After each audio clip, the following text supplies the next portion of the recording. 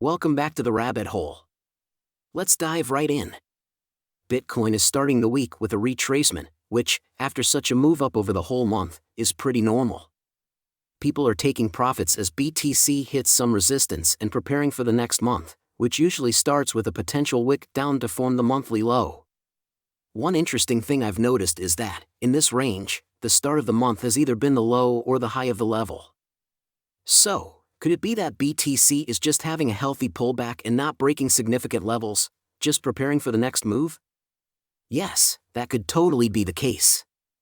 Another interesting factor is that on October 7th, we have a yearly Fibonacci time extension coming up. The first week of the month will be interesting to watch and see where BTC stands by then. Of course, the numbers will slightly differ from the October average moves I mentioned in yesterday's video since BTC opened the new month slightly lower, but for now, that change isn't significant. Now, continuing from yesterday, I was watching for a few trades at specific levels, waiting for reactions and setups to appear. In the end, BTC pushed up into a level of interest, rejected there, and gave a lower time frame, LTF, setup, which led to a move down to the range low. I was also looking for a setup there, but it wasn't given, so I waited for lower targets, which brings us to where BTC is right now. I'm currently watching for a setup at this level. As it stands, BTC has broken the hourly structure and is making its way to test the next time frame structure, mainly the 4-hour and 12-hour, where we could potentially see a higher low. However, it's also possible we sweep the swing lows. So, how do we get involved while avoiding bad entries and minimizing the guesswork? Since any level could potentially be the high or low, I rely on market structure. I don't need to catch the exact high or low. Instead, I wait for structure to show me the way, minimizing risk by having a clear invalidation level. Where I'm more aggressive is when I have a clear potential setup with clear invalidation. My entry methods vary, including laddering into a position or setting limits at a point of interest, which can sometimes provide very favorable entries. Like yesterday, the trade ended up being at the highest point possible for my plan. Right now, I'm waiting for a break and change in structure. It could happen here, or even further down because we never know if we'll get a nuke move. Ideally, I'm looking for a low to form, preferably creating a range, then sweeping that low again, followed by a move up and a structure break. That would give me a clear invalidation, a potential entry, and targets. If I don't see this kind of setup, like this morning when I was interested but no setup appeared, I don't trade. BTC can move up without me, or it can save me from a losing trade, as it did today. I'm not interested in trading when there's no clear structure setup, no rules I can follow, no risk management, no clear entry model, and no target.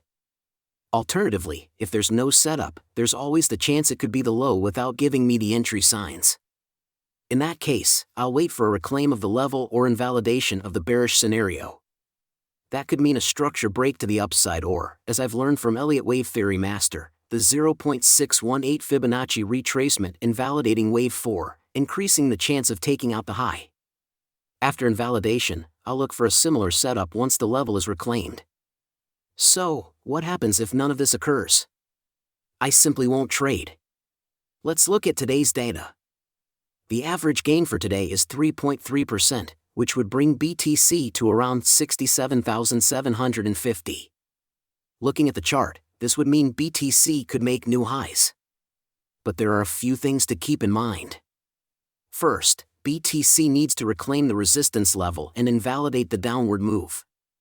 Also, BTC is close to the stops from the 4-hour and 12-hour structure, which tend to act as magnets when the price gets too close, especially after an impulsive move down with no significant structure left behind.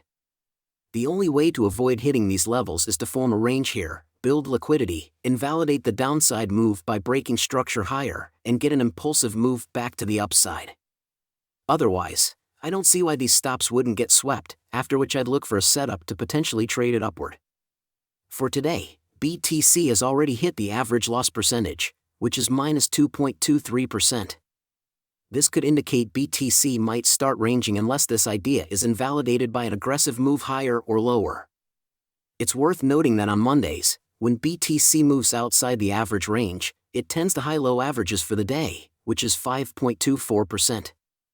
If that happens today, It would bring BTC right into the 4-hour and 12-hour swing lows and into a 4-hour order block. For now, I'm really interested in this level, as setups like this are often better than just an intrastructure setup.